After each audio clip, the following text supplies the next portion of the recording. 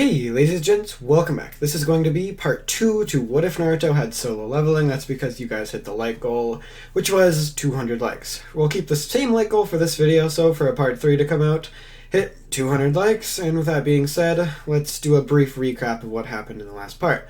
So in the last part, Naruto basically awakened his player ability, I guess you could say, when he was basically being attacked by Danzo and almost killed by Danzo. He never confronted Danzo exactly about what happened, but he woke up in the hospital before discovering that he had this daily quest. He decided not to do it before getting teleported into the punishment zone, and he went through some different dungeons and daily quests and stuff like that before eventually he got to the class upgrade dungeon quest. So he went inside of there, defeated a bunch of knights, managed to defeat the Red Knight, and got to the actual class upgrade point before surviving for, I'm pretty sure it was 4 hours or 3, it was 3 and then 4 hours kind of a thing, so a really long time.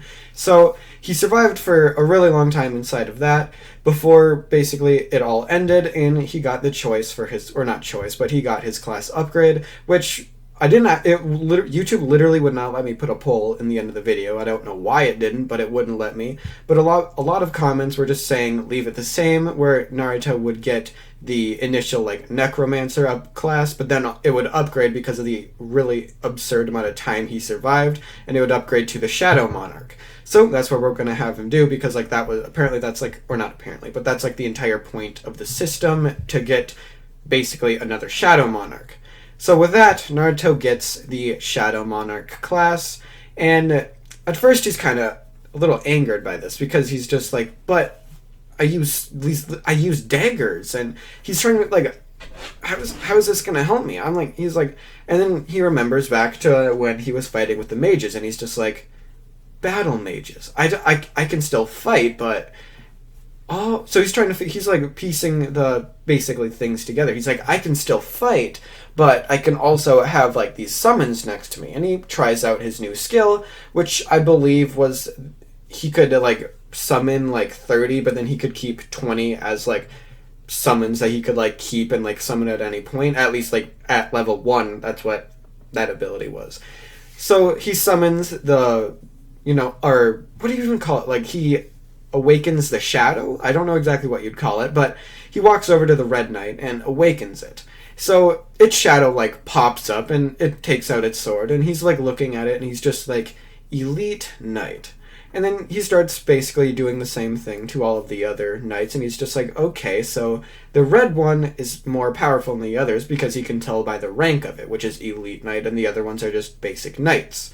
So he has to give basically what the Red Knight a name, and I'm not going to go with Igris like he did in the original, because that just doesn't really sound like something Naruto would do. Sung Jin Woo, sure, why not, he can do what he wants, but Naruto, he goes with more, I feel he'd go with a more flashy name, a more a name more fitting for what he is. So I'm going to give him the name Hellfire Blade, just because I fucking can. So Naruto names Hellfire Blade, and he's basically just okay, that's a dope-ass name. And I don't think he has to name any of the other ones. It's just the higher-ranking ones that he has to name. Otherwise, that would take a really long time if he had to name 30 different summons. So he doesn't have to name all the other ones. They're all just basic knights, so he doesn't have to do anything with them. So Naruto gets out of the dungeon, and he's just okay, I wonder if I could use this on humans and different things like that. He's obviously not gonna go and randomly kill someone to test that, but he's just I wonder exactly what the extent of the ability is. Who can I re-summon and stuff like that. So he's okay, interesting. So Naruto would continue on. That's basically what his childhood life would be, or not childhood, but young life would be. Basically doing his training quests, and occasionally he'd be, or his daily quest, and occasionally he'd be okay, I'm not going to do it because I get more levels by going into the basically quest the failed quest area, now that he's strong enough to kill the monsters and different thing, or the magical beasts that would be attacking him. He gains more levels that way. So eventually, occasionally he'd go into one of those, but most of the time he'd just do the actual daily quest, which is basically just working out most of the time. So Naruto would be walking around in the woods one day, kind of like how we did before when he was first attacked by Danzo, and Danzo tries striking again. Naruto is a lot like more muscular. He's a lot taller than he should be at this point, and Danzo's thinking that that might be because the QB helped him that one day. And Naruto basically confronts Danzo, or not? No, Danzo pretty much confronts Naruto, and he's just like, I'm going to do what I tried to do last time. Nobody really knows the strength of Naruto. Nobody knows that he's basically constantly growing, like at a pretty much like immeasurable rate. So he tries to challenge Naruto, and he's just like, I'm gonna take the Nine Tails. Because Naruto's like, Nine Tails?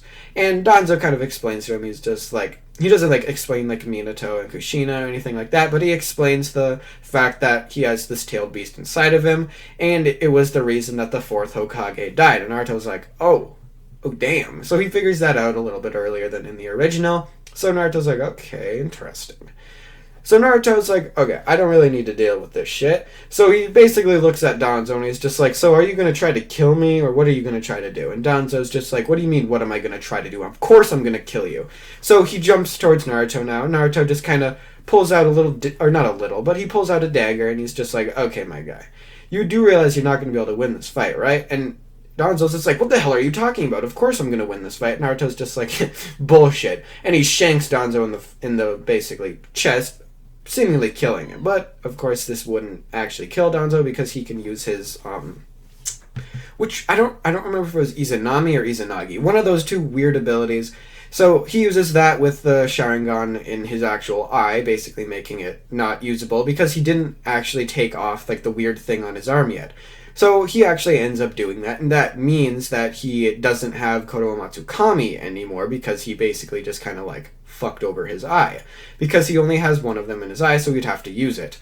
So he was just like, yeah, he's pissed at this point, but he's just like, he's trying to calm himself because he's just like, okay, I might somehow, some way be able to get the light to reawaken in the eye, and plus I'll have the Nine Tails after this. He's calming himself down.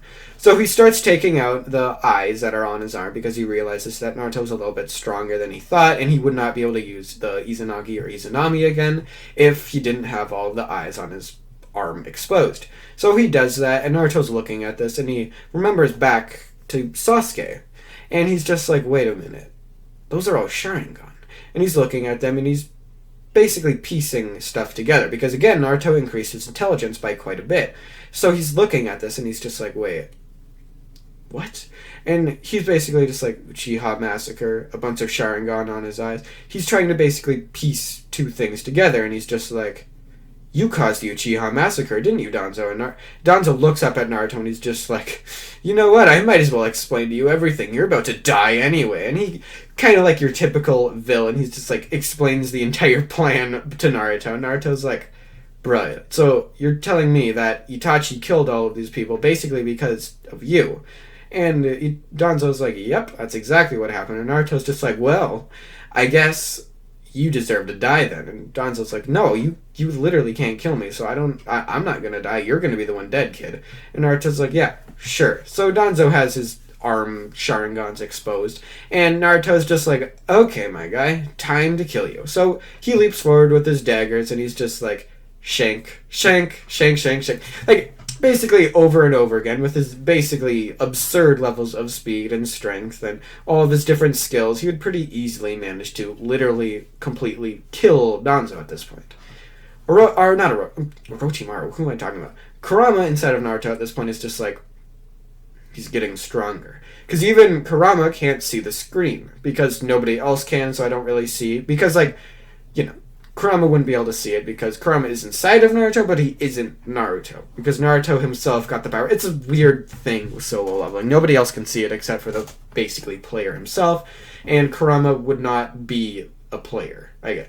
If I could make Kurama a player, though, I'd make Naruto's QB Amp even more OP if Kurama started doing the missions. But I'll leave that in the comments. Should Kurama be a player too? That'll be in the next part. But Kurama is basically inside of Naruto now, and he's just like, damn, this kid's strong. Because he's just like, he knows that Danzo is like really powerful in terms of like, you know, basically he's like higher than, like, he's Kage level, and he's just like, Naruto's really OP. He just like literally really easily soloed him. He's like, damn, this kid's strong. So Naruto would be like, okay. And he walks out of the forest because, you know, He can. And he's basically dragging Danzo's body behind him because, he killed Danzo. And people are like, what the hell? Because Naruto's a lot cooler, I guess you could say, than what he is in the original. So he's just casually dragging this body behind him, blood basically trailing the path that Naruto's going in, and he walks over, and he's walking up to the Hokage little, tower. So he walks up all the different stairs, Danzo's head banging against all of the stairs as he's going up, just bang, bang, bang, and Naruto eventually gets to the Hokage office. He opens the door and he throws Danzo's body inside, and he basically looks at Hiruzen and he's just like, "You knew exactly what he did, didn't you, you fucking old geezer?" And Hiruzen's just like, "What are you talking about, Naruto? Why is Danzo dead?" And Naruto explains to Hiruzen everything Danzo had told him right before Naruto killed him. And Hiruzen's kind of like, he's just like, should have known he would do such things, because he doesn't know the full extent of what Danzo did, but he knows that the Uchiha massacre had something to do with Danzo, but he couldn't really prove it or anything like that. So he's just like, God damn it, Danzo. And he looks at Naruto now, and he's just like, "Naruto, you know I cannot forgive this. Completely forgive this, right? Even if you did do it for the greater good, the village elders are not going to appreciate that." And Naruto's like, "Yeah, I know exactly what's going to happen. You guys are going to banish me, and then eventually I'm going to come back and save all your asses." And Hiruzen's just like, "What do you mean you're going to save us, Naruto? You're not going to do anything to save us." And Naruto's just like, "Whatever, old man." And he gets up and he casually walks out of the office now, not even really having to be told to leave. And he just kind of turns around. He's just like, "If you want to classify me as a rogue ninja, you can, but you might regret that eventually." Naruto walks out of the office now. He doesn't really even tell anybody about what's going on, but obviously, Hinata still has a crush on him. She was spying on him and she heard a little bit of the conversation. So as Naruto's walking out of the village, kind of casually, he encounters Hinata standing at the gate, who's just like, "Take me with you, Naruto." And Naruto's just like, "Stay in the village, Hinata. It'll be for your own good. I'll be back in a few years' time. Have fun." And Hinata's like, "What?" And Naruto kind of just walks by her, kind of like how Sasuke did to Sakura, giving her the cold shoulder. And Naruto walks out the village, never really to be seen again by most of its inhabitants. So Naruto, living as his rogue life, kind of just wanders around, basically not really doing all too much, because he kind of just levels up, gets stronger, and is waiting. He doesn't really go around looking for fights among, other people. He goes into the dungeons to get his fights for him, because most of the people in the ninja world would not be anywhere near enough to give Naruto even a single level from, a battle. So Naruto kind of just does that himself, so he's leveling up and everything like that. Because, people, Danzo was he was pretty freaking high tier in terms of, shinobi. And, think about that. He was high tier, Naruto no-diffed him. So, Naruto basically wouldn't have a challenge with anything else. So Naruto eventually, he keeps ascending levels and levels and levels before he notices that it's taking longer and longer to level up as he gets, higher levels. So he eventually gets a new type of quest, a new type of dungeon. This one being the basically 100 floors dungeon that Sung Jin Woo had to do in the original with the Demon King and shit at the top. So he starts going through, and at the very beginning of the dungeon, he notices that it is way too easy. He's getting a lot of experience from all the basically creatures he's killing, but he's basically no diffing literally everything, because even it's really easy towards the base of it. So Naruto keeps ascending the floors and more, getting higher and higher, until eventually he comes across a girl. And this girl is a demon, quite literally. And she kind of explains their situation, because she's more of she's not a coward, I guess. I wouldn't call her that, but she's afraid because she knows of the power that Naruto possesses. So they continue going up the floors, and eventually they get to the 100th floor, where he's just like, "Okay, you should probably turn back now." And she's basically standing there. She's like, "I'm going to follow you. I want to see what's up there." And the Demon King pops up, and he's just like, "Sup, bitches?" And he starts fighting Naruto. Naruto would be having a lot of difficulty with this battle because, it's a fucking Demon King who's, literally, I'm pretty sure, in terms of, the hunter level, I guess, or like the dungeons and like in the actual solo leveling manga and web novel, it was like literally like I'm pretty sure an S tier dungeon boss. So like it was really powerful. Like what the frick was that weird bug's name? Like what did he end up naming it? Like Aram or I don't remember. Like the weird like queen, not queen bee, but like the or queen ant, but like the what the hell was that freaking ant called? Like the black I don't remember. But it was like on par with that. Like that's what Sung Jin-woo said. He was just like the thing that like literally soloed like a ton of different like S rank hunters, and Naruto kind of just like is fighting it, and he's fighting pretty on par. He has to use critical strike in order to do any actual damage to it, but he has enough skills and enough summons to be able to not easily, but he takes it down. He adds the wyvern to his collection of different summonings that he like, so he can like fly around on it and shit like that, and he gets a bunch of different basically items. And he crafts one of the... We're not really an item that he was looking for, but the item that Sung Jin-woo was looking for, which is basically that, like, holy water shit that can cure, like, any disease and, like, heal anything. That Sung Jin-woo would have ended up using on his mother, but Naruto's not Sung Jin-woo, and, you know, his mother's kind of fucking dead. So he can't actually do anything like that, but he still makes it, and he's just like, I might be able to use this later on, because he's just like, okay, I could use this. So Naruto gets out of the dungeon, and all the stuff like around him transforms, and he's just like, okay.